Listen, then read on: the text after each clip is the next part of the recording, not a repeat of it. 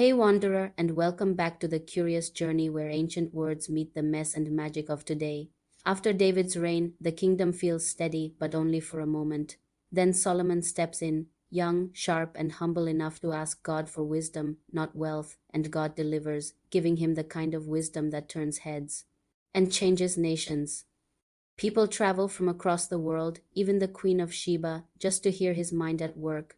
When he builds the magnificent temple, the very air feels holy. The stories say the glory of God filled the place so thickly the priests couldn't even stand. But here's the thing, wisdom doesn't make you immune to distraction. Success starts whispering, "You built this." And soon Solomon, the man who prayed for discernment, is building altars to other gods. That's how compromise creeps in, softly, politely, until it owns the room. After he dies, the crown splits, one throne becomes two, and the nations of Israel and Judah begin a painful cycle of kings chasing thrones instead of truth. It's a loop of power, pride, downfall, repeat. Yet God keeps sending reminders, prophets with backbone. Elijah stands alone on Mount Carmel and issues a challenge.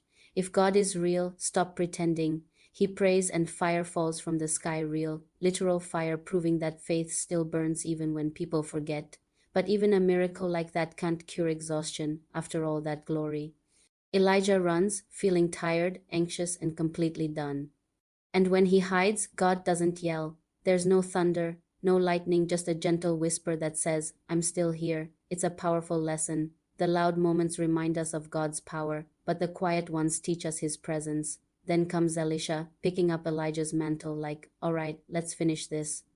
He performs miracles that sound impossible, oil that never runs out, a child brought back to life, a general healed from leprosy.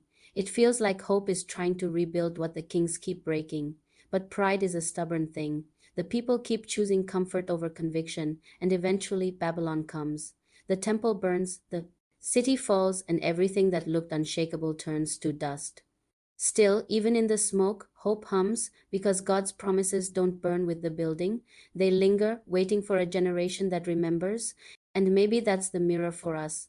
The books of 1st and 2nd Kings aren't just a history scroll. They're a heart check. They show what happens when ego grows louder than purpose, when we chase crowns instead of character. We all build our own little kingdoms, our jobs, our titles, the images we polish for the world, but the question remains, who sits on the throne of your heart when the lights go out? Sometimes the greatest test isn't in our power, but in how we handle the whisper after the fire, that quiet moment when God reminds you, "I'm still here." Until next time, keep wandering through the stories because somewhere between the verses, you might just find yourself. Don't forget to like and subscribe to continue the journey with us.